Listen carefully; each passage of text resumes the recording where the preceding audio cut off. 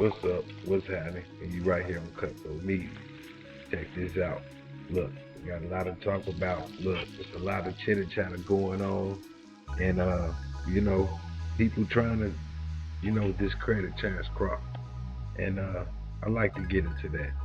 A lot of people that like to discredit, people in fights, but at this point, it's just enough. I think we all deserve, you know, a moment of peace, but more of Terrence Crawford deserve a moment of peace. We done seen a spectacular fight. It hands down, ain't nobody touching it. It's 2 weeks in, and look where we at. Keep that in mind. 2 weeks in, and look where we at. But you know, here's some of the things that's coming about. All these excuses.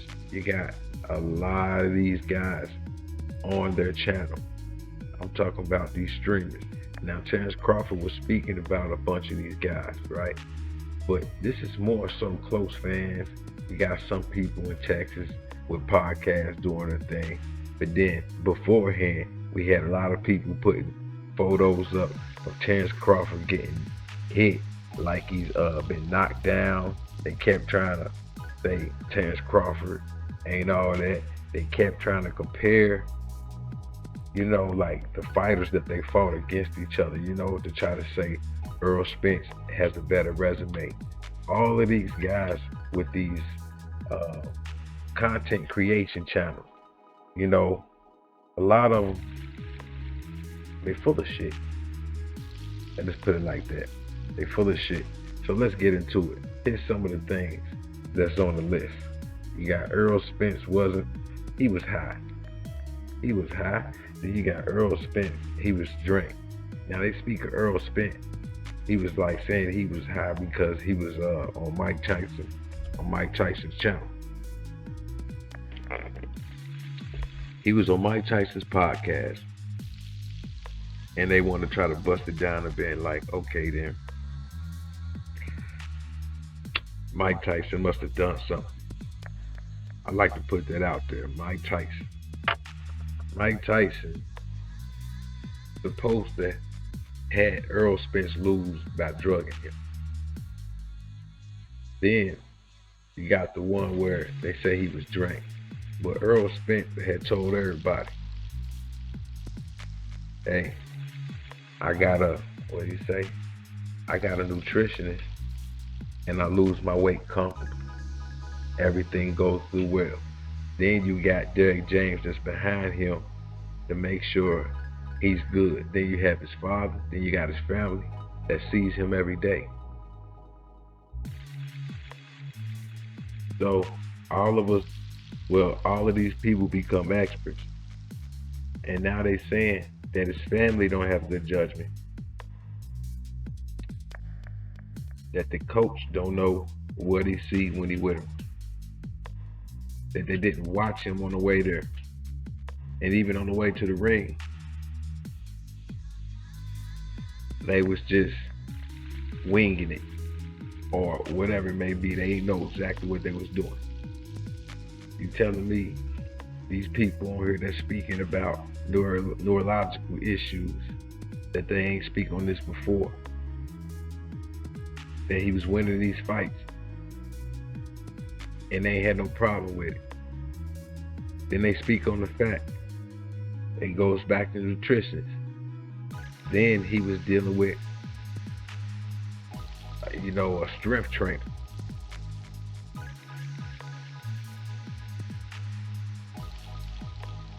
So that eliminate that. You got it.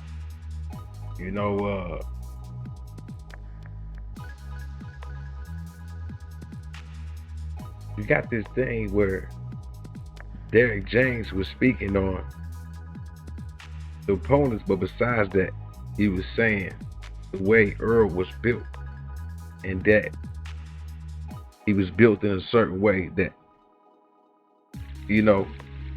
Earl can't be touched.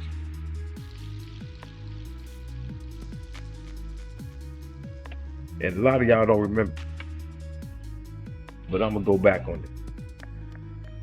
We're gonna speak on Derrick James when he said he was built. And let's peep this out.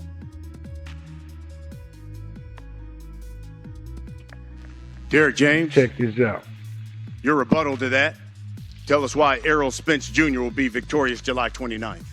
Well, Errol Spence You know will what? be Let me get victorious this set up because for y'all of because the way he we was brought up. shorthand. He was brought up to be in the space that he's in because of the way he was developed. With each opposition being better and better and better and better.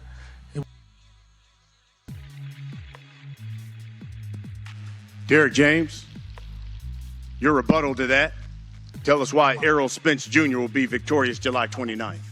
Well, Errol Spence will be victorious because of the way he was brought up. He was brought up to be in the space that he's in because of the way he was developed. With each opposition being better and better and better and better. It wasn't like beating guys you were supposed to beating guys everybody knew you were going to beat. So at this point, every fight he's fought was a step towards this day, this night, July 29th. That's what it was all about. From him saying he wanted to be the undisputed champion of the world when he started to every step that Al and TGB, Sylvia, Brad, every step they took towards Errol being the man that he is, facing the tough opposition, building more depth. Because this is like, we talk about skill, both fighters are skill. This fight is about depth. Who can endure the tough adversity? Now, here we go. He talking about depth adversity. You know, like he talking about all of this, but you gotta think like he ain't say nothing about skill. He ain't say nothing about agility. You know, like he ain't say none of that. He ain't say none of that. See, he's all about strength and being able to endure pain. And as we watch Spence, he do this with the jab. He come in, he hitting, he doing his thing and hitting, you know, banging him. But he teach Spence mainly one of the thing is to be able to take these hits and be able to endure through these storms that he go through. It's adversity that these fights is going to put him in through, and at the same time, somebody's faced these things, and some people haven't faced these things. And like what I'll say is that depth is the key. Depth is what the thing is going to push you through when you're tired, you get beat. How much more pain can you endure? The pain of being unsuccessful is far more worse than the pain it takes to be successful. So we're pushing through the pain, we're going to be successful. And that's why he'll be champion, again, undisputed champ on July 29th. It's because of everything he went through to get to this particular point.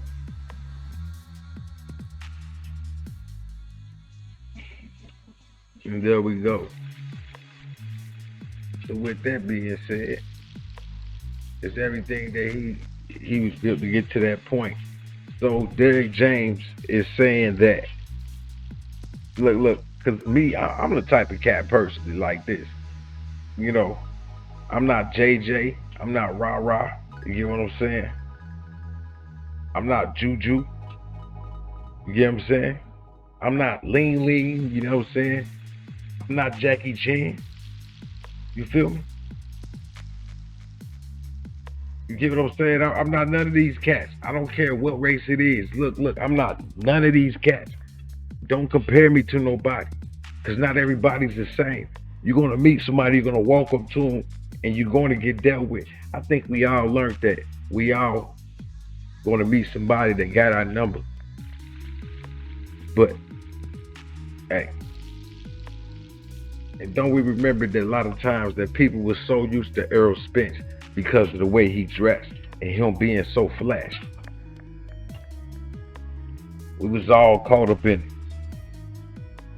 Was all caught up in the shine, caught up in the diamonds, the cars, It's Texas, all that. It, it wrapped us all in, you know. And the thing is, I always been a Crawford fan, but I rock with Earl. It's like I rock with Earl, and I had never put Earl over Crawford, but I rock with Earl because of that. Because it's like, look at the homie shine, all that bling, and then he winning, some of our favorite guys that kind of would allude you to that. But we got to remember that Crawford was being held back. I remember when Bob Earl kept Terrence Crawford from fighting Pacquiao. And I was looking at Terrence like, why you ain't mad? And if y'all notice, like, Terrence didn't even make a face. Have y'all ever seen that? Terrence didn't even make a face. And with Earl out here shining, it's easy. It's easy for you to be blind. What they do? Throw it in your face. Walk around at the same time, Earl picking up all these names, crushing bones, breaking necks. Next thing you know, what he doing walking around? I'm Big Fish. Walk around and got the motherfucking, got all that energy all hyped up, ready to fucking murk shit. Murk shit. Everywhere Earl go, every time he break down an opponent, he pick up a name. Every time Earl break down an opponent, he pick up a name. We had strap season. We had put him in the dirt. You get what I'm saying? We got man down. We got, you get what I'm saying? Shit. You got motherfucking, what it say? Mr. Smoking Bud. Then you had Big Fish, right? We got Big Fish, and then we motherfucking got we got Moby Dick. You know what I'm saying? And then somebody say, and then another thing. Then we got the eye collector. That's like what, 6. Errol Spence like, I'm all that. I'm all that. No room for Crawford. I'm all that. Looking at that belt like, you dig, man? That belt ain't shit. Discrediting, knocking everybody that he fought, spitting on his credentials, acting like he don't exist. Then saying that he's 50-50, but then saying that it's gonna be one-sided. All of this shit, these content creators throwing dirt on Terrence Crawford's name, making videos of him, like getting hit, punched in the face, saying that the people that he fought wasn't nothing. Man, shit. Terrence was watching. He was watching. Errol Spence fuck around and went for it. He say, fuck it, got all my belts. I'm about to get at him. So he did. And he went for it. I had a chat with them at the table. Lloyd already told him. Fuck around and activated the G. Pull out that Wolverine out of nigga. Walk around and went for that match. They signed that contract. As soon as they signed that contract, activated Jerry. Walked around and got that shit out of Crawford. Crawford was super hyped. The time kept building up. As soon as that shit kept coming, they got their first face off. Got it in. They dapped it in. Stared each other down. They got the first fill up. Went in for the second face off. And showing up. It really was on. As soon as the second face off, they went in for that motherfucking fight. And this is the moment of truth. When it all comes down, it goes down to the moment of truth. And a lot of people was waiting on this, just like I was. And it's crazy. that have no pay-per-views and things of the sort. We know a lot of people stole this fight. But that to be said for someone else, because I'm not going to get into cash, because it ain't my money. But we got our answer, didn't we? We got our answer, didn't we? Smash that motherfucker. Goku was in for the dope. My bad. Goku was in for it. Because a lot of y'all don't remember. Right before this fight, Errol Spence was talking about, I'm Goku. I'm Goku.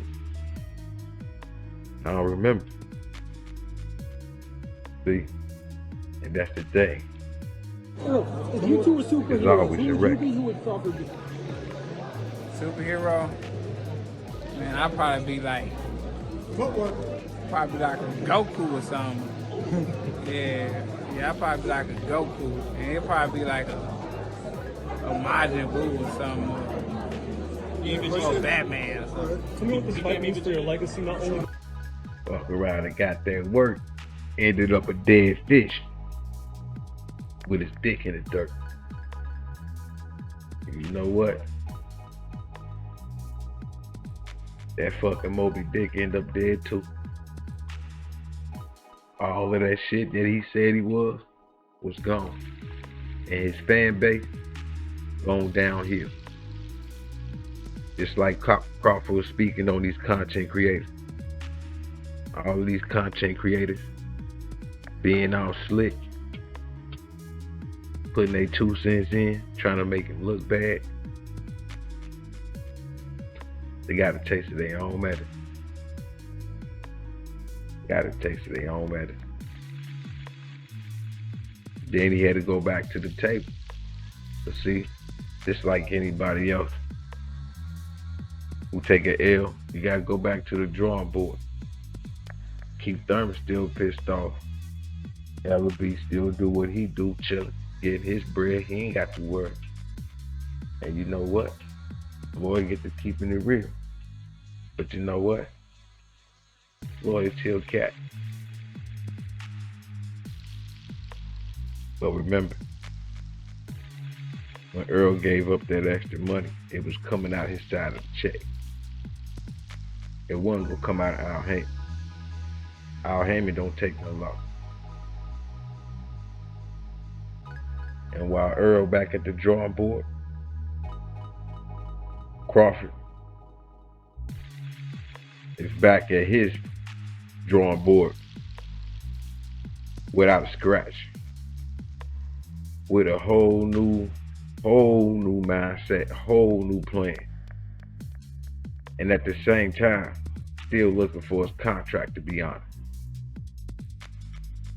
Willing to give Earl a rematch, but with Earl going through what he been through and the ass whooping that he took,